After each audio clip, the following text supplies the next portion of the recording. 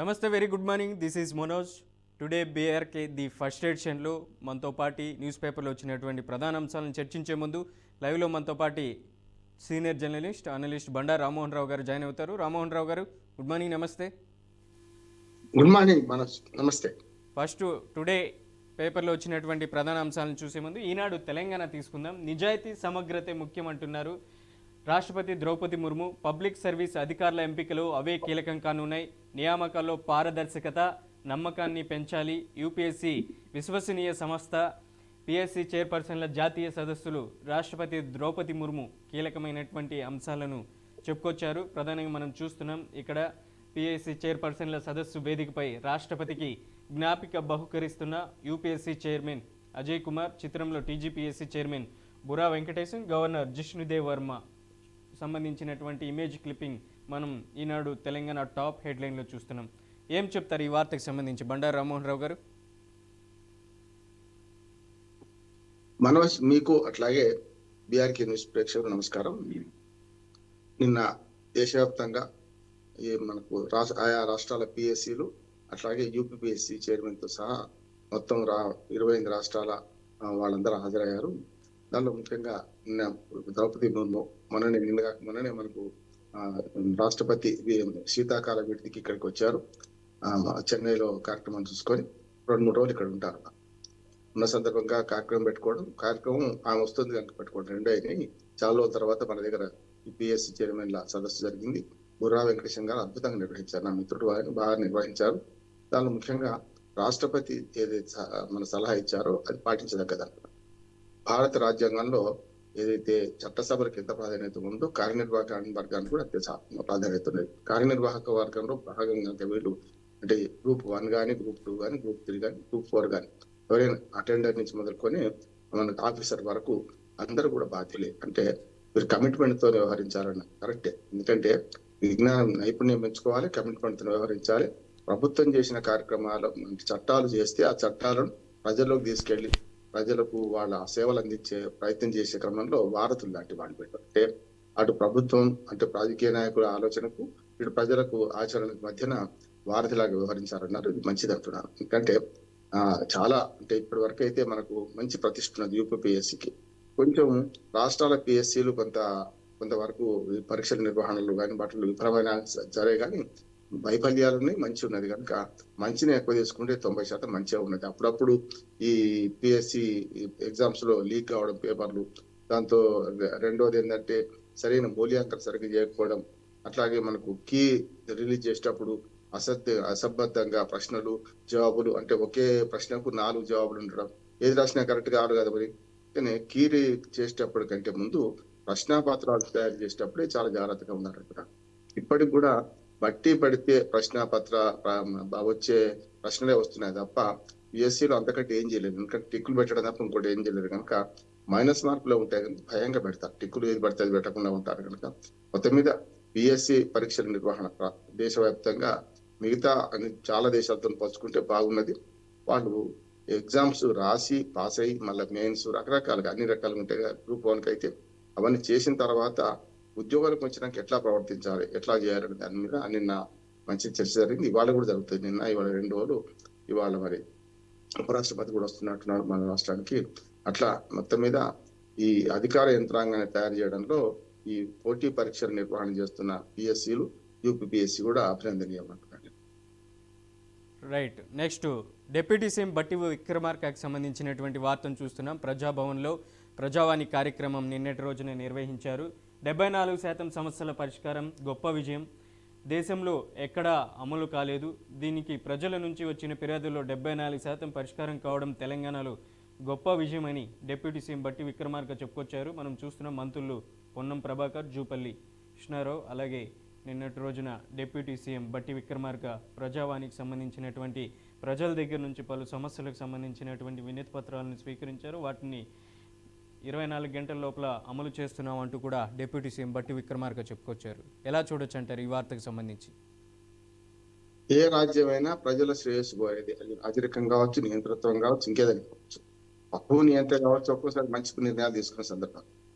రాజు తప్పువాడు కావచ్చు, రాజు మంచివాడైతే రాజరికంలో కూడా మంచి నిర్ణయాలు తీసుకునే సందర్భం ఉంటాయి. నిన్న బట్టి విక్రమార్ గారు 2 ఏళ్ల పూర్తిగా ఏది ప్రజావాణి మొదలైందని చెప్పి గతంలో 2023లో డిసెంబర్ 4 నాడు ఫలితాలు వచ్చినాయి. 7 నాడు వాళ్ళు అధికారంలోకి వచ్చారు. 7 నాడు అధికారంలోకి వస్తే సరిగ్గా 13 రోజుల్లోనే 20వ తేదీ నాడు వాళ్ళు ప్రజావాణి ప్రారంభించారు. అంతకుముందు ప్రగతి భవన్ ఎవరికి అనుమతి లేదు, గద్దర్ లాంటి వాడు కూడా బయట కూర్చొని పోవాల్సి వచ్చింది అని విమర్శతో చేసుకొని ఆనాడు ముఖ్యమంత్రి గారు మొదలు పెట్టారు. తర్వాత మంత్రులకు లేకుంటే ఆఫీసర్లకు అప్పచెప్పారు. అంటే ఆనాడు ప్రజలు ఊహించింది ఏంటంటే, గతంలో రాజశేఖర రెడ్డి గారు అందులో ఆ భవనంలో ఉండేవాడు కనుక ప్రతిరోజు నేను చాలాసార్లు వెళ్ళాను అటు దాన్ని చూడడానికి జర్నలిస్ట్ గా. తర్వాత మేము కొన్ని సమస్యల మీద మాట్లాడడానికి వెళ్ళినప్పుడు కూడా కొందరు ఏ గ్రూప్ నా గ్రూప్ మనకు రూమ్ లో కూర్చొని పెట్టేవాడు. ఎవరు రాజశేఖర రెడ్డి గారు ఆయనే అక్కడికి వచ్చేవాడు. మేము ఆయన దగ్గర ఆయన ఒక రూమ్ లో కూర్చుంటే మేము అక్కడికి పోవడం కాదు, వరుసగా 4-5 రూమ్లు ఉంటుండే. అందులో ముఖ్యులు ఎవరైనా వస్తే వాళ్ళని కూర్చుని పెట్టి ఏదైనా ప్రధానమైన సమస్య ఒక 10 నిమిషాలు చర్చించదలుచుకుంటే వాళ్ళు మొదలు కూర్చోమని మాకు పర్మిషన్ ఇచ్చేవాడు. కానీ మామూలుగా జనవాణిలో అందరినీ వినతి పత్రాలు తీసుకుంటూ కన్సర్న్ దానికి ఇచ్చుకుంటూ పోయేవాడు. ఆయన స్వయంగా ముఖ్యమంత్రికి ఇచ్చామనే ఫీలింగ్ కలిగేది. సమస్యల పరిష్కారం అయినా కాకుండా అయ్యేవి, కానీ అది ఒకటి ఉండేది. కానీ ఇప్పుడు ఏంటంటే ముఖ్యమంత్రి గారు బాగా హైప్ క్రియేట్ చేశారు. మొత్తం నేనే ఉంటాను, రోజు చేస్తా అని చెప్పి చూశాం కదా. అంటే కనీసం సోమవారం ఏదైనా ఫిర్యాదు దినోత్సవం సందర్భంగానే తను కూర్చుంటే బాగుండేది. ఏవైనా సరే 74% పరిష్కారం అయినాయి అంటే 2 రకాలుగా చూడొచ్చు. మన ఒక చిన్న ఉదాహరణ చెప్తాను. వెనకట కూడా ధర్మగంటలు ఉండేవి. రాజరిక కాలంలో ధర్మగంటలు ఉండేవి. ధర్మగంటలు అంటే రాజుకు ఫిర్యాదు చేయదలుచుకున్నవాడు ధర్మగంట మోగించి లోపలికి వెళ్ళేవాడు. పరిష్కారం కూడా ఎట్లా అంత బాగా లభించేది. ఒక్కోసారి పిచ్చి మహారాజు లాంటి వాళ్ళు ఉంటే పరిష్కారం కూడా తప్పిగా లభిస్తుంది. ఎందుకని ఈ పరిష్కారాలు సరివేనాయా లేకుంటే క్లియర్ చేసినామని ఒక నోట్ రాసి పంపిస్తున్నారా అనేది కూడా క్రాస్ చెక్ చేయాలంటున్నాను. ఒక్క నిమిషంలో కథ చెప్తాను. ఒక దొంగ ఉండేవాడట ఒక ఊళ్ళో. ఆ రాజ్యానికి పిచ్చి మహారాజు రాజు, మన దండనాయకుడేమో సైన్యాధ్యక్షుడు. అంటే మనకు ఇంకొకటి ఏంటంటే అమాయక చక్రవర్తి అనేటోడేమో అంటే మన మంత్రి ఉండేవాడట. ఈ ముగ్గురు పాలన అధ్వారంగా ఉండేది. ఆ ఊళ్ళో ఒక దొంగతనం జరిగింది. దొంగతనం జరిగితే ఆ దొంగతనం చేస్తూ ఉన్న దొంగ ఎప్పుడు గతంలో దొంగలో పోవడానికి కూడా వంగనేరు వారని సామెత ఉండే. అంటే ఏది వంగి పోవాల్సి వస్తుంది మన కింద గోడకు కన్నం వేసి. ఆ కన్నం వేస్తే ఆ గోడ కూలిందట. అప్పుడు దొంగలు ఎప్పుడు కూడా కాళ్ళు మొదలు పెడతారట లోపలికి. అంటే తల ముందు పెడతారు. తల మీద తల లోపల నోడేవాడు తలకాయ బలు పెడితే కష్టం కదా. కాలు మొదలు పెడితే ఆ గోడ కూలి కాలు విరిగిందట. ఆయన 2 కాళ్ళు విరిగిపోయింది. కుంటుకుంటూ వచ్చి ఆ ధర్మగంట మోగించి సైరన్ మోగించి ధర్మగంట మోగించి లోపలికి రాజుగారు పిలిపించారు. అయ్యా ఆ దొంగ ఏమన్నాడట, అయ్యా నా దొంగతనం నా వృత్తి, నేను పలానా మల్లయ్య ఇంటికి పోయినా ఆయన గోడ కన్నం వేసి లోపలికి పోయే క్రమంలో గోడ కూలింది, నాకు నష్టపరిహారం ఇప్పించాను అన్నట్టు. ఇది ఫిర్యాదే కదా. మరి అయితే మామూలుగా మనం ఏం చేస్తాం, బుద్ధి లేదా, నువ్వు దొంగవు కదా, నీకు అది నష్టపరిహారం ఏమిటి, తప్పు కదా అని మాట మాట్లాడతాం. రాజు పిచ్చి మహారాజు కదా. దాంతో మనం కూడా అమాయక చక్రవర్తి ఎందుకంటే పెద్దగా తెలియని మంత్రి కూడా ఉన్నాడు. అవును నిజమే రాజా, ఆయన వృత్తి దొంగతనం కదా, మరి మళ్ళీ గోడ సరిగ్గా కట్టుకోవాలి కదా, గోడ కూలడం తప్పు, ఈయన కాళ్ళు విరగడం తప్పు, కనుక దొంగతనం చేసిన తప్పు పోయింది అని చెప్పి అప్పుడు మల్లయ్యని పిలిపిమన్నట్టు. మల్లయ్య భయపడుకుంటూ వచ్చాడు. ఎందుకంటే రాజు దుర్మార్గుడు, అసలు తెలివి లేని వాడు, పిచ్చి మహారాజు ఏం చేస్తున్నాడు భయంతో వస్తే, నువ్వు ఈ గోడను సరిగా కట్టుకోలేని వల్ల ఈ దొంగ కాలు విరిగినాయి, దొంగతనం చేసాడు తప్పనిలే, నీదే తప్పు గోడ కూలడం కనుక గోడ సరిగా కట్టేయలేదు కానీ నీ శిక్ష వేస్తానట. అయ్యా మహానుభావ, నాది ఏం తప్పు లేదు, నేను మేస్త్రిని పిలిచాను, నా ఇంటి మొన్ననే కొత్తనే కట్టుకున్నాను, నేను నా మేస్త్రి తప్పు కావచ్చు, నాది కాదని చెప్పి ఆయన. అవును కదా, గోడ కట్టిన మేస్త్రిని పిలువాడనట. మేస్త్రి వచ్చేసాడు. మేస్త్రి రాగానే ఆయన ఏమన్నాడట, అయ్యా నా తప్పేం లేదు, నేను సిమెంట్ ఇసుక, అప్పుడు సిమెంట్ కూడా కాదు, అప్పుడు సున్నం డంగు పట్టి కట్టేవాళ్ళు, సున్నము ఇసుక అంతా గాడిచిన అవన్నీ చేసిన, నా ప్రయత్నం అంతా చేసిన, వర్షం వచ్చింది, వర్షం రావడం వల్ల అది తడిసి కొట్టుకుపోయింది, దాంతో దాంతోనే కట్టినా, అప్పుడు మరి వర్షం వస్తే నాణ్యత తక్కువైతుంది కదా, నా తప్పు కాదు వాన తప్పు అన్నట.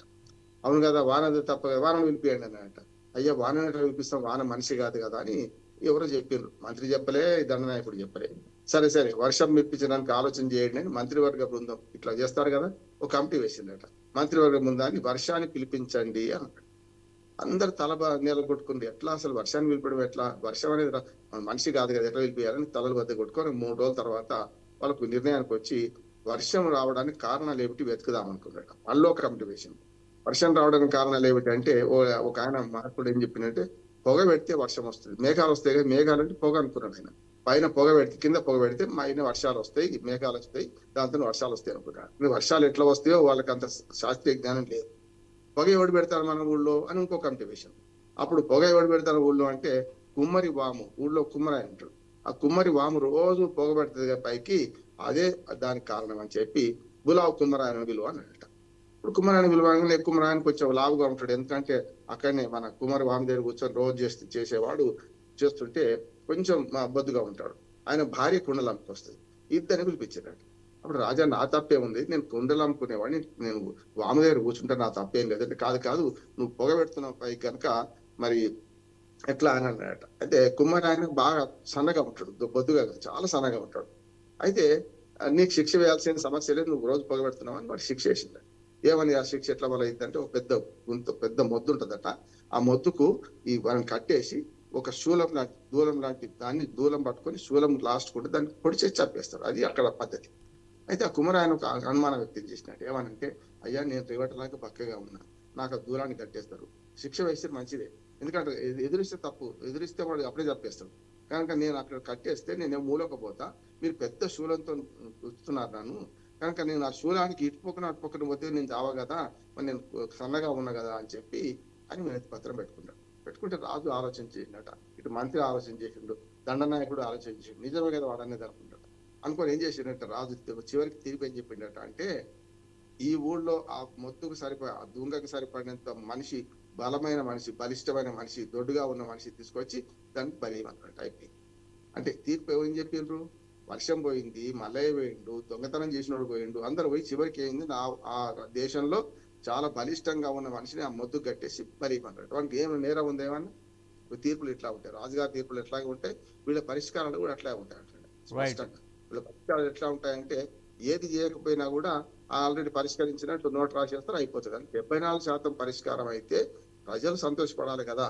ప్రజలు ఎవరైనా నా సమస్య ఇట్లా ఉండే, నేను పెట్టుకున్నాను, ఈ పరిష్కారం అయింది చెప్పగలగాలి కదా. చాలా వరకు భూ సమస్యలు వచ్చాయి, నాకు తెలిసి అక్కడ భూ సమస్యలు వచ్చినాయి. భూ సమస్యలకు ఇప్పుడు కూడా పరిష్కారం లభించలేదు. ధరణి పోయి భూభారతి వచ్చే డామ్ అని ఆ మధ్య వాసన రాశారు. అంటే భూముల సమస్యల పరిష్కారం ఇప్పటికి కాలేదు. వాళ్ళు 74% ఎట్లా అంటారో తెలియదు, కానీ మొత్తం మీద తూతూ మంత్రంగా నడుస్తుందని నేను అనుకుంటున్నాడు. సరైన విధంగా నడవాలంటే గతంలో రాజశేఖర రెడ్డి గారు నడిపించారు, అదే కాంగ్రెస్ ప్రభుత్వం కదా, అట్లా నడిపిస్తే మంచిదని నా ఉద్దేశం. రైట్. నెక్స్ట్ మరో వార్తను చూస్తున్నాం.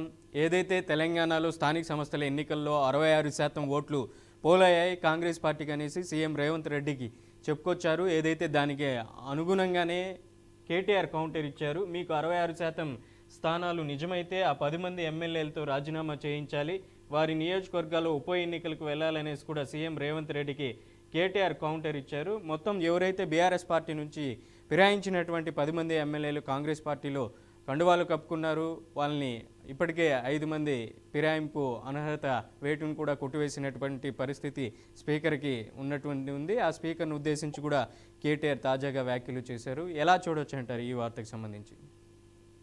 ఆ ఉద్దేశం ఏంటంటే, రాజకీయ వార్తలకు ప్రాధాన్యత పత్రికలు పట్టుకుంటే ఇట్లా ఉంటాయి ఇవన్నీ వార్తలు కూడా స్పష్టంగా చెప్తున్నాయి. ఏ పత్రిక అయినా సరే ఇవాళ ఏమైందంటే రాజకీయ వార్తలకే ప్రాధాన్యత ఇస్తున్నారు చాలా వరకు. అంటే సమాజంలో జరుగుతున్న మంచిని గురించి ఒక్క వార్త వస్తుంది ఫ్రంట్ పేజ్, లోపలి వార్తలు ఉంటాయి. నేను రోజు చూస్తుంటాం కదా, మనం ముందు వార్తలు పట్టుకుంటాం కానీ లోపల చాలా మంచి వార్తలు వస్తున్నాయి. దాని జనగణన మీద మంచి వార్త వచ్చింది, నిన్న బస్ బోర్డు మీద మంచి వార్త వచ్చింది. సరే దీని గురించి మాట్లాడతాను, ఎందుకంటే ఇందులో స్పష్టంగా చెప్పాల్సింది ఏంటంటే, ఒకరినొకరు పోటాపోటీగా విమర్శించుకుంటున్నారు. కొన్ని అబద్ధాలు అర్థసత్యాలు కూడా చెప్తున్నారు, సత్యాలు అర్థసత్యాలు చెప్తున్నారు, అసత్యాలు కూడా చెప్తున్నారు. ఉదాహరణకు కేసీఆర్ గారి నియోజకవర్గంలో ఆయనే ఓడిపోయిండు, ఆయన నియోజకవర్గంలో సర్పంచ్ తక్కువ గెలిచినని నా పెద్ద అబద్ధం ఆడాడు ముఖ్యమంత్రి. కేసీఆర్ నియోజకవర్గం అట్లా లేదు కదా, నేను లెక్కలతో సహా దిశలో ప్రకటించారు. అంటే ఏమన్నట్టు, ముఖ్యమంత్రి స్థాయిలోనే ఈ పంచాయతీ ఎన్నికల్లో తమ మద్దతుదారులు ఎక్కువ మంది గెలిచారో చూపించుకునే తాపత్రయంతో ఒక 4 నియోజకవర్గాలు ఎక్కువైతే ఏమైనా నష్టం ఉండే అంటున్నాడు. అర్ధసత్యం అంటారా? కాంగ్రెస్ మన బీజేపీ బీఆర్ఎస్ కలిపి 33% అంటున్నాడు. బీఆర్ఎస్ ఎంత బీజేపీ ఎంత రెండు చెప్పలేదు, చూసింది కదా. అంటే ఏమన్నట్టు, దాదాపు 30% బీఆర్ఎస్ గెలిచిండ్రు. ఆ మాట చెప్పలేక బీఆర్ఎస్ బీజేపీ రెండు ఒకటే, వాళ్ళిద్దరు కలిసి అన్నారు, చూసాక. అందుకని ముఖ్యమంత్రి గారు కూడా అసత్యాలు చెప్తున్నారు. ఇటు కేటీఆర్ హరీష్ రావు కూడా అదే పని చేస్తున్నారు. ఎందుకంటే తప్పుడు ప్రశ్న వేస్తే తప్పుడు జవాబు వస్తుంది కదా. ఆయన ధీటుగా వీళ్ళు కూడా అబద్ధాలు చెప్తున్నారు, అర్థసత్యాలు చెప్తున్నారు, మొత్తం తప్పులేంగా అర్థసత్యాలు చెప్తున్నారు. కనుక నేనేమంటున్నానంటే, ఈ మొత్తం పోటాపోటీ రాజకీయాలు ప్రజలు ఉన్నారు కదా. అదిగాక ఆ మద్దతుదారులు అనే దాని మీద రకరకాలుగా ఉంటాయి. మద్దతుదారులు అంటే నిన్నటి దాకా బీఆర్ఎస్ ఉన్నోడు కూడా ఇవాళ ఆ బీఆర్ఎస్ వాళ్ళు కొంచెం మద్దతు ఇవ్వకపోతే కాంగ్రెస్ తరఫున పోటీ చేసిండు. కాంగ్రెస్ వాళ్ళు మద్దతు ఇవ్వకపోతే బీఆర్ఎస్ కాదు, ఆఖరికి మన దగ్గర జనసేన లాంటి లేని పార్టీ కూడా జనసేన నుంచి కూడా కొన్ని చోట్ల నేను ఎన్నికలు తిరిగాను కదా, జనసేన జెండాలు వేసుకొని కొందరు తిరిగిండ్రు కూడా. అంటే వాళ్ళు ఆ పార్టీకి బద్దులే కాదు, ఆ పార్టీని మొదటి నుంచి ఉంటున్న వాళ్ళు కాదు.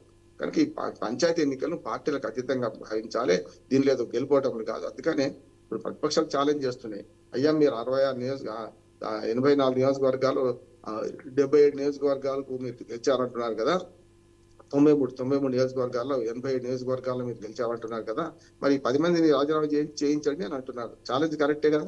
అందుకనే అది అంత పక్కన పెడదాం, రాజీనామా పక్కన పెడదాం. రేపు ఎంపీటీసీ, జడ్పీటీసీ, మున్సిపల్ ఎలక్షన్స్ ఇవాళ పార్టీ పరంగా జరుగుతున్నాయి కదా, అవి పెడితే బెస్ట్ కదా అంటున్నాడు. అప్పుడు ఆటోమేటిక్ గా బీ ఫామ్ ఎవరికి వచ్చిందో వాళ్ళు గెలిచిన దాన్ని బట్టి మనం నిర్ణయించవచ్చు. అందుకని సర్పంచ్ల ఎన్నికలు ఒక ప్రామాణికత తీసుకోకండి. ఇదేందో రాజ్యాలు గెలిచినట్టు కాదు, రాజరికాలు వచ్చినట్టు కాదు. మీరు రేపు పొద్దున ఎన్నికలు జరపండి. బెస్ట్ పార్టీ పరంగా జరిగే ఎన్నికల్లో అయితే నల్ల తెల్ల అంటే బ్లాక్ అండ్ వైట్ తెలుస్తుంది అంటున్నాడు. రైట్, నెక్స్ట్ మరో వార్తను చూస్తున్నాం. ఆంధ్రప్రదేశ్కి సంబంధించినటువంటి వార్తని. ఢిల్లీలో ఏపీ సీఎం చంద్రబాబు నాయుడు నిన్నటి రోజున పర్యటించి అక్కడ ఉన్నటువంటి కేంద్ర మంత్రులను కూడా కలిశారు. దాదాపు 6 కేంద్ర మంత్రులను కలిశారు. నితిన్ గడ్కరీ, అలాగే అక్కడ ఉన్నటువంటి సర్బానంద సోనోవాలే, మరోవైపు నిర్మలా సీతారామన్, ఇక సిఆర్ పాటిల్, ఇక మరొక మంత్రి పెట్రోలియం మంత్రి హర్దీప్ సింగ్ పూరితో కూడా ఏపీ సీఎం చంద్రబాబు నాయుడు సమావేశమయ్యారు. పూర్వోదయ నిధులు ఇవ్వండి, రాష్ట్రానికి వ్యూహాత్మక అభివృద్ధికి సహకరించండి, రాయలసీమను ఉద్యానవన హబ్గా మార్చడానికి 41,000 కోట్ల రూపాయలు ఇవ్వాలి, శాస్కి కింద 10,000 కోట్ల రూపాయలు కూడా అవసరము, కేంద్ర ఆర్థిక మంత్రి నిర్మలా సీతారామన్కు ముఖ్యమంత్రి చంద్రబాబు విన్నవించుకున్నారు. దానికి సంబంధించినటువంటి వార్తను చూస్తున్నాం. ఎలా చూడొచ్చు అంటారు ఈ వార్తను? ముఖ్యమంత్రి రాష్ట్ర ప్రభుత్వ అధినేత, అక్కడ కేంద్ర మంత్రులు న్యాయ శాఖలకు అధినేతలు కనుక అడగంది అమ్మాయినే పెట్టదన్నట్టు పోయి అడుగుతాడు కడుగుతారు కూడా. ఇప్పుడు మిత్రపక్షం డబుల్ ఇంజన్ సర్కార్ కనుక కొంచెం సాయం చేయమని కోరారు, పోయారు, మంచిదంటారు, కావట్లేదు. కానీ వాళ్ళు విధించేవి మాత్రం ఎంగిలి మత్తులు విధించలేదు ఇంకా ఇప్పటికి కూడా. అంటే అవసరమైన ఇప్పుడు ఉదాహరణకు రాయలసీమకు ఉద్యానవన హబ్ అంటున్నారు, పూర్వోదయ నిధులు చాలా వరకు ఆగిపోయినవి అంటున్నారు. అంతేందుకు ఇవన్నీ పక్కన పెడతాం, వెనుకబడిన జిల్లాలకు నిధులు వచ్చేది. మనకు రాయలసీమ 4 జిల్లాలు, అట్లాగే ఉత్తరాంధ్ర 3 జిల్లాలకు సంవత్సరానికి 50 కోట్లే విభజన చట్టం రాశారు కనుక అవి వస్తున్నాయా లేవా చంద్రబాబు నాయుడు గారు పరిశీలించుకోవాలంటున్నారు. ఇప్పుడు గుట్లో రాయి తీనవాడు ఏట్లో రాయి తీసిండట, ఆ డబ్బులు వస్తలేవు మనకు మహానుభావ, అది తెలుసుకోండి అంటున్నాను నేను. ప్రతి సంవత్సరం 50 కోట్లే, 50 కోట్లు పీనట్స్ తో సమానం. అప్పుడు వెనుకబడిన జిల్లాలు అని చెప్పి తెలంగాణలో ఉమ్మడి పాత 9 జిల్లాలు అంటే రంగారెడ్డి జిల్లాతో సహా, అప్పుడు హైదరాబాద్ జిల్లా మినహాయించి మొత్తం అర్బన్ కనుక 450 కోట్లు, దీనికి సంవత్సరానికి 9 జిల్లాలకు. ఆంధ్రప్రదేశ్కి ఏమో 7 జిల్లాలు, 4 ఏమో రాయలసీమ, 3 ఉత్తరాంధ్ర, 7 జిల్లాలు అంటే 7 అయితే 35, 350 కోట్ల రూపాయలు. సంవత్సరానికి 350 కోట్ల రూపాయలు చొప్పున వెనుకబడిన జిల్లాలకు ఇచ్చే 50 కోట్ల చొప్పున ఇచ్చే ప్రోగ్రామ్ అమలు జరుగుతలేదు. అది కూట్లే రాయి అంటున్నారు. ఇప్పుడు ఏట్లో రాయి 4,000 కోట్లు రాయలసీమ కడుతున్నారు, ఇస్తారా? 4 జిల్లాల పేరు మీద 200 కోట్లు ఇవ్వలేని వాళ్ళు మరి మొత్తం 4,000 కోట్లు ఇవ్వగలుగుతారా? అసలు అది ప్రస్తావించండి, ఆ పని చేయండి అంటున్నాను. ఇప్పటికీ 2 ఏళ్ళు అవుతుంది. ఇప్పటికి కూడా అంతకు ముందు సంవత్సరం కూడా బకాయి అంటున్నాను, 3 ఏళ్ల నుంచి. అంటే సుమారు 1,000 కోట్ల రూపాయలు రావాల్సింది మొత్తం కలిస్తే. 350 కోట్లు ఇటు 3 ఏళ్ళు అంటే 1,000 కోట్లు రావాల్సింది. రూపాయి వస్తలేదు కదా, దాని సంగతి మాట్లాడండి. వస్తే సంతోషం, కాదంటలేదు. నాకు తెలిసి వస్తలేవు అంటున్నాను నేను. అందుకని ఇప్పటిదాకా రాలే కదా, వాటి గురించి ప్రస్తావించండి అంటున్నాను. రాష్ట్రంలో చాలా సమస్యలు ఉన్నాయి, 1,000 కోట్ల రూపాయలు ఇచ్చే పరిస్థితులు వాళ్ళు లేరు. మొదటగా వాళ్ళు ఒప్పుకున్న విభజన చట్టంలో ఉన్న పోలవరం పూర్తి చేసి నిధులు తెచ్చుకోండి. అట్లాగే అమరావతికి 15,000 కోట్ల రూపాయలు అప్పుగా తెచ్చుకోమన్నారు, అప్పు మంజూరు చేసే ప్రయత్నం చేయమనండి. దుగ్గరాజపట్నం, రామయ్యపట్నం పోర్టులు పూర్తి చేయమని చెప్పండి. అట్లాగే విశాఖ ఉక్కు కర్మాగారిని ప్రైవేటీకరణ చేయొద్దని చెప్పండి. కడప ఉక్కు కర్మాన్ని తెచ్చుకుందామని చెప్పండి. ఇవి కదా మనకు కావాల్సింది. విడిచిపెట్టి రోజుకో గొంతమ్మ కోరిక కోరడం, వాళ్ళ ఎరువై హైప్ క్రియేట్ చేయడం, వాళ్ళు ఏమో చేస్తామని చెప్పడం, చివరికి ఏవి కాకపోవడం. అంటే ఢిల్లీ ప్రయాణ ఖర్చులు వేస్ట్ అంటున్నాడు వీళ్ళు పోయేస్తే, అంతకంటే ఏం లేదు. ఇంకొక పని కూడా పోయారు, అది మనకు ప్రస్తావనకు వచ్చి రాలే కనుక చెప్తున్నాను. ఇవాళ నల్లమల సాగర్ అంటే పోలవరం నల్లమల సాగర్ గురించి కూడా మాట్లాడడానికి సిఆర్ పాటిల్ గారు కలిశారు. వాళ్ళు పూర్తిగా అంటే తెలంగాణ ఆంధ్రప్రదేశ్ మధ్యన పిట్టపోరు పిల్లి తెచ్చినట్టు ఒక రకంగా కోతి కొబ్బరి చిప్ప తీర్పు లాగానే కేంద్ర ప్రభుత్వం వ్యవహరిస్తుంది. రెండు రాష్ట్రాల ముఖ్యమంత్రిని కూర్చోబెట్టాలి. ఈ జల జగడాన్ని పూర్తిగా పరిష్కరించాలి. ఇప్పుడు దానికి హైప్ క్రియేట్ చేసి వాళ్ళ సెంటిమెంట్ గా వాడుకుంటున్నారు. దాన్ని అటుపక్క ఇటుపక్క ఇద్దరు కూడా నిన్న రామానాయుడు గారు నాకు 200 టీఎంసీలు తీసుకుంటే మీకు ఏ నష్టం అవుతుంది అన్నారు. 200 టీఎంసీలు కాదు మొత్తం తెలంగాణ ఆంధ్రప్రదేశ్ మధ్యన ఏ ప్రాజెక్టులు ఉన్నాయో పాతవన్నీ ఆమోదించుకుంటాం అని మొదలు ఒప్పుకోండి, వచ్చిపోతుంది కదా. ఇంకా మళ్ళీ కాళేశ్వరం కట్టిన కాళేశ్వరం గురించో సీతారామ ప్రాజెక్టు గురించో ఎప్పుడో ఉమ్మడి ఆంధ్రప్రదేశ్ లో చేసిన మొదలుపెట్టిన దేవాదల గురించో ఇవేం మాట్లాడటం ఏంది, సమ్మక్క సాగర్ ప్రాజెక్టు గురించో ఇవన్నీ ఆ ప్రాజెక్టుల పేరు కూడా తెలుస్తులే వాళ్ళకి. నేనేమంటున్నానంటే ఉభయ తెలుగు రాష్ట్రాల్లో గతంలో ఏవైతే మనకు ప్రాజెక్టులు మొదలు పెట్టామో అవన్నీ ఓకే చేసుకోండి మొట్టమొదటి. ఆ తర్వాత కొత్త నీళ్ళ కోసం పోతాం. వరద జలాలు పట్టుకునే పోతున్న నీళ్లు 200 టీఎంసీలు వాడుకుంటే మనకి ఏంటంటే గడ్డి కొత్తగా మాట్లాడితే లాభం లేదు. ఒక మన రాష్ట్రాల ఇరిగేషన్ శాఖ మంత్రులుగా తెలంగాణ ప్రభుత్వం అబ్జెక్షన్ చెప్పింది, దానికి సమాధానం ఇవ్వండి. పట్టుగానే 200 టీఎంసీ మేము తీసుకుపోతే తప్పేంది, అట్లేంది ఇట్లేందని గతంలో బనకచెర్ల ప్లాన్ తీసేసి ఇవాళ ప్లాన్ ఇంకో ప్లాన్ మార్చి నల్లవల్ల సాగర్ అనే పేరు మీద చేస్తే మాత్రం కేంద్ర ప్రభుత్వం అనుమతిస్తే గొడవ బాగా అవుతుంది, నష్టమే లేదు. అందుకనే రెండు రాష్ట్రాల ముఖ్యమంత్రి ఇవ్వండి, రెండు రాష్ట్రాల సమస్యలు పరిష్కరించండి. ఇప్పటికి గోదావరి కృష్ణా జిల్లాల సమస్య పరిష్కారం పెద్దది, అది ఈ ప్రభుత్వం చేసుకుంటే మంచిది అనుకుంటున్నాను. రైట్. నెక్స్ట్ మరో వార్తను చూస్తున్నాం. కానుకల లెక్కింపులో సంస్కరణలు తప్పనిసరి అంటున్నారు. ఏఐ ఆధునిక సాంకేతికతను వాడుకోండి. తిరుమల తిరుపతి దేవస్థానంకు హైకోర్టు కీలక ఆదేశాలు జారీ చేసింది. తక్షణ శాశ్వత చర్యలపై నివేదికల సమర్పణకు 2 వేరువేరు గడువులు. పరకామణిలో చోరీ కేసు విచారణ 26కు వాయిదా వేశారు. వెంకటేశ్వర స్వామి వారికి భక్తులు వివిధ రూపాల్లో కానుకలు సమర్పిస్తుంటారు. వాటి ఆర్థిక విలువ ఎంత అన్నదానికంటే ఎంత భక్తిభావంతో సమర్పించారన్నదే ముఖ్యం. కానుకలను భౌతికంగా కనిపించని, వెలకట్టలేని మతపరమైన విశ్వాసానికి, మనోభావాలకు ప్రతీకగా భావించాలి. వాటిని అత్యంత జాగ్రత్తగా భక్తిభావంతో గుర్తించాలనేసి కూడా నిన్నటి రోజున హైకోర్టు దిశానిర్దేశం చేసినటువంటి తిరుమల తిరుపతి దేవస్థానానికి సంబంధించినటువంటి కానుకలు అలాగే హుండీకి సంబంధించినటువంటి ఎలా చూడొచ్చు అంటారు ఈ వార్తని? పరకామణి చోరీ కేసు ఒకటే కాదు, అక్కడ ఒక 8 కుంభకోణాల మీద ఇప్పటికే వచ్చింది. అంటే మొత్తం తిరుమలలో అంత అపవిత్రంగా ఉంది తెలుస్తున్నా. ఇక పరకామణి కేసుకే వస్తాను నేను. పరకామణి కేసులో చోరీ చేసిన ఆయన 18 కోట్ల రూపాయలు బిల్డింగ్ రాసి ఇచ్చేసాడంటే ఊరుకున్నామని జగన్మోహన్ రెడ్డి చెప్తున్నారు. అంటే హత్య చేసిన వాడు ఆయన ఆస్తి మొత్తం రాసిస్తారు అనుకోండి, అప్పుడు ఆస్తి రాస్తే హత్య కేసు పోతుందా? పోవన్న.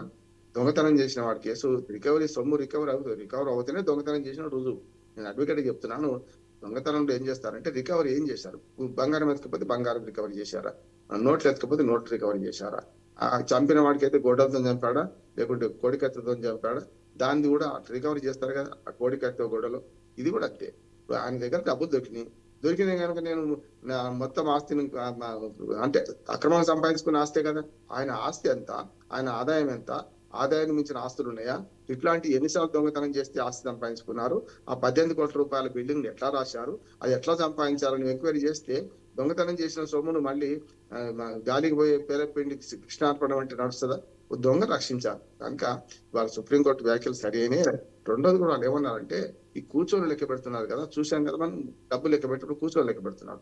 ఈ కూర్చొని లెక్క పెట్టే డబ్బులు అట్లా కాదు, టేబుల్ వేయండి, అప్పుడు దాచిపెట్టుకోవడానికి తక్కువ అవకాశం ఉంటది. ఇప్పుడు కూర్చున్నప్పుడు దానిలో మలిచి పెట్టేసుకుంటున్నారు, చూస్తున్నాం కదా. ఇట్లా కాకుండా మీరు లెక్క పెట్టే క్రమంలో కూర్చొని కాకుండా ఆ టేబుల్ల మీద కూర్చుంటే, కుర్చీల మీద కూర్చుంటే అప్పుడు చాలా పారదర్శకంగా వీడియో తీయడానికి వీలుతుంది. అందుకని మనోభావాలు అంటే ప్రజల నిలువు దోపిడీ ఇస్తారు పాపం కొందరు. నిలువు దోపిడీ అంటే భర్త పవిత్రంగా కట్టిన మంగళసూత్రాన్ని కూడా, బంగారంతో చేసిన మంగళసూత్రాన్ని కూడా అందులో వేసి పసుపు తాడు కట్టుకుంటారు, చూస్తుంటాం కదా. మరి అటువంటి పవిత్ర భావంతో వేసిన మన కానుకలను తక్కువ చూడడానికి వెళ్ళేదని సుప్రీంకోర్టు చాలా మంచి హోందాగా చెప్పింది. దాన్ని చేయాల్సిన అవసరం ఉంది. లెక్కింపులో చాలా పారదర్శకతగా ఉండేటట్టు చేయాలని కోరుకుంటున్నాను. ఎందుకంటే నేను ఈ మధ్య తిరుపతి పోయినప్పుడు పరకామణి కేసు రాకముందు చూస్తున్నాను. దాన్ని అద్భుతంగా బిల్డింగ్ కట్టారు. జగన్మోహన్ రెడ్డి గారు వచ్చినాక బిల్డింగ్ చాలా బాగా కట్టారు, ఏది పరకామణిది. కనుక పరకామణిలో కొన్ని ఏర్పాట్లు చేసి చాలా వరకు సీసీ కెమెరాల దృష్టికి వస్తాయి, మేము ఎవరిని తప్పించుకోలేమని చేస్తే అయిపోతుంది. ఇప్పుడు పరకామణిలో రవి కేసు అదే కదా. ఇవాళ ఆయన ఎట్లా పట్టుబడ్డాడు, సీసీ కెమెరాలో దొరికింది కనుక పట్టుబడ్డాడు కదా. అందుకని ఇంకా పారదర్శకంగా ఇక్కడ లెక్కింపులో, కానుకల లెక్కింపులో మంచి పద్ధతులు పాటించాలి. ఆర్టిఫిషియల్ ఇంటెలిజెన్స్ వచ్చిన తర్వాత, వాళ్ళ శాస్త్ర సాంకేతిక విజ్ఞానం పెరిగిన తర్వాత లెక్కింపులో మంచి మన ఆధునిక సాంకేతికత లెక్క పెట్టి బాగుంటుంది నా ఉద్దేశం. రైట్. నెక్స్ట్ మరో వార్తను చూస్తున్నాం. తెలంగాణలో మావోయిస్టులు అతిపెద్ద లొంగుబాటుకు సంబంధించినటువంటి వార్తను మనం ఈనాడు పేపర్లో చూస్తున్నాం. మావోయిస్టులకు అప్పగించిన ఆయుధాలను పరిశీలిస్తున్న DGP Shivdhar Reddy, SIB chief Sumathi, శాంతి భద్రతల అదనపు డీజీపీ మహేష్ భగవత్. లొంగిపోయిన మావోయిస్టులు దాదాపు 41 మంది మావోయిస్టులు నిన్నటి రోజున లొంగిపోయారు. 24 ఆయుధాలు అప్పగించి జనజీవన స్రవంతిలోకి పిఎల్జీఏ కేడర్. అలాగే తెలంగాణ చరిత్రలో అతిపెద్ద లొంగుబాటు అనే ప్రకటన మనం ఈనాడు పేపర్లో చూస్తున్నాం. ఆ మావోయిస్టులకు 1.4 కోట్ల రివార్డు ప్రకటించారు. కేంద్రం ఇచ్చిన గడువు ముగిసిన ఆపరేషన్లు ఇంకా కొనసాగుతున్నాయి. ఇప్పటికే డీజీపీ శివధర్ రెడ్డి కూడా ప్రకటించారు. ఇంకా ఎవరైనా మావోయిస్టులు మాన్యంలో తలదాచుకొని ఉంటే లొంగిపోవాలనేసి కూడా డీజీపీ శివధర్ రెడ్డి మావోయిస్టులకి ఒక ప్రకటన అయితే విడుదల చేశారు. ఎలా చూడొచ్చు అంటారు ఈ వార్తని? దండకార్ అడవిలోనే దారి తెలియకుండా అన్నట్టు పాపం దండకార్ అడవిలో ఈ మొత్తం మావోయిస్టులు అటు మహారాష్ట్ర, ఛత్తీస్గఢ్, తెలంగాణ, ఇంకోటి అటు పక్కన ఒరిస్సా బార్డర్, అట్లాగే ఆంధ్రప్రదేశ్, ఈ 5 రాష్ట్రాల బార్డర్లో ఉన్న నల్లమల దండకార్ అడవిలో వీళ్ళందరూ సంచరిస్తున్నారు. చాలా వరకు పెద్ద పెద్ద నాయకులు లొంగిపోయారు. కానీ వాళ్ళు గడువు అడిగింది ఏంటంటే ఫిబ్రవరి దాకా గడువు ఇవ్వండి, కగారు ఆపరేషన్ కగారు ఆపండి, మేము ఒక విధాన పత్రం రూపొందించుకున్నాం, లొంగిపోవడానికి సిద్ధంగా ఉన్నాం, కానీ కింది స్థాయి వరకు ఆ కమ్యూనికేట్ చేయాలి కదా అందరికీ అని చెప్పి వాళ్ళు అన్నారు. దానికి గడువు ఇవ్వలేదు. మార్చి 2026 31 మార్చి నాటికి పూర్తిగా నిర్మూలిస్తాం నక్సలైట్లని వాళ్ళు అంటున్నారు. అనే క్రమంలో చూసుకుంటే మనకు ఇప్పుడు వాళ్ళ వచ్చేది ఎప్పుడు, అమావాస్య వచ్చేది ఎప్పుడు అన్నట్టు, ఆగేది ఎప్పుడు అన్నట్టు వీళ్ళు ఏం చేశారంటే కింది స్థాయి కావడంతో లొంగిపోతున్నారు. కొందరైతే 1,10,000, 1,50,000 అంటే కోటి ఉన్న వాళ్ళు ఎవరు లేరు. దాదాపు అన్ని 1,18,00,000 రూపాయలే కనుక లొంగిపోయే వాళ్ళ క్రమంలో చూస్తున్నాం కదా. వాళ్ళకు వచ్చే ఎదురుగా కూడా ఫోటో దిగడానికి కూడా ఇష్టపడతలేదు అనమాట. ఎందుకంటే ఏదో వచ్చినాం, అయిపోయింది, అందరూ పోయినాం, అవార్డు తీసుకొని పోతున్నారు. అందుకని ఫోటోలు దిగండి అని శివధర్ రెడ్డి గారు మరి ఆపి మరి చేస్తున్నారు. మొత్తం లైన్ చూశాను నిన్న. కనుక మొత్తం మీద లొంగిపోయే పని మంచి చేస్తున్నారు. అందరూ హరిజనులు, గిరిజనులు, దళిత వర్గాలు, పేద వర్గాలు వీళ్ళందరూ కూడా, పిల్లలందరూ కూడా. అందుకని ఏమంటున్నారంటే వీళ్ళు ఏదో ఆశయం కోసం పోలే, వాళ్ళు పిలిస్తే ఆవేశంగా వెళ్ళిన వాళ్ళు, లేకపోతే దాన్ని పెద్దగా మేము ఎందుకు పోతున్నాం, తుపాకీ ఎందుకు పట్టుకుంటున్నాం అని తెలియకుండా పోయిన వాళ్ళే ఉన్నారు చాలా మంది. కనుక వాళ్ళు లొంగిపోవడం మంచిది. పెద్ద నాయకులు కూడా నా విజ్ఞప్తి ఏంటంటే జనజీవన సంస్థలు కలవండి. ఆపరేషన్ కగారు పేరు మీద జరుగుతున్న హింసలో మీరు కూడా నష్టపోకండి. ఏదైనా సరే ఇప్పుడు చేయాల్సిన పని ఏదైతే ఉందో మీరు లొంగిపోవడమే మంచి మార్గం అని నేను అంటున్నాను. జనం సమస్యల గురించి జనంలో ఉండి పోరాడితే మంచిది. అడవిలో కానీ జనారణ్యంలో ఉండి పోరాడాలి, కానీ ఆ అరణ్యంలో ఉండి పోరాడాల్సిన అవసరం లేదంటున్నాను. మీ విలువైన జీవితాలను త్యాగం చేయకండి కూడా మా విషయంలో విజ్ఞప్తి చేస్తున్నాను. పోలీసులను కూడా ఏమంటున్నారంటే ఆర్థిక అసమానతలను తొలగించాలి తప్ప దీనికి లొంగిపోవడం పరిష్కారం కావచ్చు, కానీ శాశ్వత పరిష్కారం కాదు. ఆపరేషన్ కగారు కూడా శాశ్వత పరిష్కారం కాదు. ఆర్థిక, సామాజిక, రాజకీయ అసమానతలు ఉన్నంత కాలం తప్పనిసరి ఇట్లాంటివి వస్తాయి. వీళ్ళు కాకపోతే ఇంకోరు వస్తారు. అందుకని దానికి పరిష్కారం చేయాల్సిన అవసరం అక్కడ ఉన్నది. సమాజంలో సంస్కరణ లేకుండా మావోయిస్టులను కానీ ఏ తీవ్రవాదాన్ని కూడా మనం పరిష్కరించలేము. మత తీవ్రవాదం వేరు, దుర్మార్గంగా మతం అనే మత్తు తలకెక్కుతుంది, అది వేరు. కానీ మావోయిస్టు తీవ్రవాదాన్ని ఇంకో రకంగా చూడాలి. సామాజిక, ఆర్థిక, రాజకీయ పరిస్థితులకు అనుగుణంగా చూడాల్సిన బాధ్యత మన మీద ఉంది. రైట్. నెక్స్ట్ ఆంధ్రజ్యోతి పేపర్ తీసుకుందాం. అందులో ఒక వార్తను మనం ప్రధానంగా చూస్తున్నాం. బంగ్లాదేశ్లో మళ్ళీ అల్లర్లు. భారత్ వ్యతిరేక రాడికల్ సంస్థ ఇంక్విలాబ్ మంచ్ కన్వీనర్ హాదీ హత్యతో తీవ్ర ఉద్రిక్త పరిస్థితులు నెలకొన్నాయి. పలు మీడియా సంస్థలపై అల్లరి ముక్కలు దాడి చేశాయి. అవామీ లీగ్ ఆఫీసులపై దాడులు, విధ్వంసం, హిందూ యువకుడిని కొట్టి చంపి చెట్టుకు వేలాడదీసి మృతదేహానికి నిప్పంటించారు. అత్యవసరమైతే తప్ప బయటికి రావద్దు. భారతీయులకు హై కమిషన్ అడ్వైజరీ ఆదేశాలు జారీ చేసింది. మనం చూస్తున్నాం ఢాకాలో భారత్కు వ్యతిరేకంగా నిరసనకారులు ప్లకార్డులు ప్రదర్శిస్తున్నారు. మనం ఈ ఇమేజ్ క్లిప్పింగ్ ఆంధ్రజ్యోతి దినపత్రికలో చూస్తున్నాం. ఎలా చూడొచ్చు అంటారు ఈ వార్తకు సంబంధించి? అపకారికి ఉపకారము నెపమెన్నక చేయువాడు నేర్పరిసుమతి అని వెంకట పద్యం. ఎట్లాగా అది నెపంతోనే చేయాలి. నెపమైన అంటే కారణాలు లేకుండా, అవసరం లేకుండా మనకి ఉపకారం చేయొద్దని దీన్ని బట్టి మనకు అర్థం. బంగ్లాదేశ్ అర్థం అవుతుంది. బంగ్లాదేశ్ పాలకుడు ఎవరైతే తాత్కాలిక పాలకుడు యూనస్ దుర్మార్గంగా వ్యవహరిస్తున్నారు. ఒకసారి అరాచకం అలవాటైనాక మనం గతంలో చెప్పాను, నేపాల్లో తిరుగుబాటు కానీ, శ్రీలంకలో కానీ, మొన్న ఇక్కడ బంగ్లాదేశ్ లో తిరుగుబాటు కానీ ఏదైతే ఉందో హసీనాను బయటకు పంపించడం చూశాం కదా. ఒకసారి ఈ యువత ఇట్లా పక్కదారి బట్టి ఏది పడితే అది తగలబెడతాం, ఏది పడితే అది స్వాధీనం చేసుకుంటామని తయారైన తర్వాత దాన్ని చూస్తూ ఊరుకోవడం వల్ల రెండోసారి జరుగుతుంది. మొత్తం ఒక రకంగా బంగ్లా మంటల్లో బగ్గు మంటున్న బంగ్లా అని అంటున్నాను. ఇవాళ బంగ్లా బగ్గుమంటానికి కారణం ఏంటంటే పాలకుల దుర్మార్గం, అవినీతి అవన్నీ ఉన్నాయి. హసీనా మంచిదేమో అంటలేను, కానీ దానికి పరిష్కారం ఇది కాదు కదా. ఓటు ద్వారా ఓడించండి అవసరమైతే. ఆ మన జనము తిరగబడి ఇట్లా అరాచకం సృష్టించడం మంచిది కాదు. ఒకసారి అరాచకం అలవాటు అయిన తర్వాత ఎప్పుడు ఇదే చేస్తున్నారు. యూనస్ కూడా ఇదే గతి పడతా అంటున్నాడు. సమస్య ఏంటంటే యూనస్ మంచివాడు అనుకోని గతంలో నేను చాలా ఆయన సంస్కరణవాది, మంచి సహకార ఉద్యమాన్ని పెంచాడు. మహిళల్లో కూడా ఆ మన సహకార సంఘాలు ఏర్పాటు చేశాడు. అంటే సూక్ష్మ రుణాలు తీసుకొని చేయడంలో రెండు కోణాలు ఉన్నాయి. ఆయన చేసిన దాంట్లో ప్రపంచీకరణ ఉన్నది. దానివల్ల అప్పుల పాలు చేసిన మహిళలను విమర్శలు ఎదుర్కొన్నాడు. కానీ నేను పాజిటివ్ గా ఇంకో కోణం చూశాను. నాణ్యానికి బొమ్మ బస్సు ఉంటది కదా. ఇవాళ దుర్మార్గం ఏంటంటే ఇప్పుడు ఈయన తాత్కాలిక పాలకుడిగా ఉండి భారత్ విద్వేష జ్వాలలు రగిలిస్తున్నాడు. ఈశాన్య భారతదేశం మొత్తం మాదే అంటున్నాడు. వాళ్ళు చైనా ఉచ్చులో చిక్కుని బంగ్లాదేశ్ చేసే పని మొన్నటిదాకా 71 కన్నా ముందు 30 ఏళ్ళు వారిని అణిచివేసిన పాకిస్తాన్ ను ఇవాళ సమర్థిస్తున్నారు. దుర్మార్గం కదా. మనం చాలా తీవ్రంగా తీసుకోవాలి. ఆ హిందూ యువకుడిని చంపడమే ఒకటే కాదు, మరి వాళ్ళ భారత్ వ్యతిరేక కార్యకలాపాలు చెప్తున్నారు. మమ్మల్ని ముక్కలు చేసిన వాడి మేము ముక్కలు చేసేస్తాం, భారతదేశాన్ని 4 ముక్కలుగా వేస్తామని చెప్పి ఛాలెంజ్ చేస్తుంటే మనం ఇంకా చేతులు ముడుచుకొని అవసరం లేదు. ఒక దిశలో నాకు అనిపిస్తుంది ఏంటంటే ఇట్లాగే ఈ దుర్మార్గంగా ఈ వాళ్ళు ఉద్యమాల పేరు మీద దేశాన్ని అల్లకల్లోలం చేసుకొని వాళ్ళే హరణం అవుతుంటే చూస్తూ ఊరుకోవాల్సిందేనా. మన రీతిలో మనకు హిందువులను అక్కడ నష్టపరుస్తుంటే మనం ఊరుకోవాల్సిందేనా. 71లో జరిగినప్పుడు బంగ్లాదేశ్ స్వాధీనం చేసుకోమని నేను అంటలేదు. బంగ్లాదేశ్ స్వతంత్ర దేశంగా మనమే ఆవిర్భవించినట్టు మనమే మొట్టమొదటి గుర్తించాం. ఆ నెనరు మర్చిపోయి, ఆ ఉపకారం మర్చిపోయి వాళ్ళ బంగ్లాదేశ్ ప్రజలు గట్టే ప్రవర్తిస్తున్నారు, బంగ్లాదేశ్ పాలకులు అంతకంటే ప్రవర్తిస్తున్నారు. ఈ అల్లాలను కంట్రోల్ చేయకపోతే బంగ్లాదేశ్ మరింత నష్టపోతుంది. అక్కడ చైనా ఉచ్చులో చిక్కున్న శ్రీలంక ఏమైంది, మాల్దీవ్స్ ఏమైంది, మయన్మార్ ఏమైంది, ఇటు పక్కన నేపాల్ ఏమైంది చూస్తున్నా. మీరు కూడా అందులో భగ్గుమని పోతారు. చైనా జియో పాలిటిక్స్ లో పడి ఇవాళ భారత్ వ్యతిరేక చర్యలు పాల్పడుతున్న బంగ్లాదేశ్ తగిన మూల్యం చెల్లించక తప్పదు. అదే మాట మనం రాయబారిని పిలిపించినాం, రాయబారికి సమన్లు జారీ చేసినాం.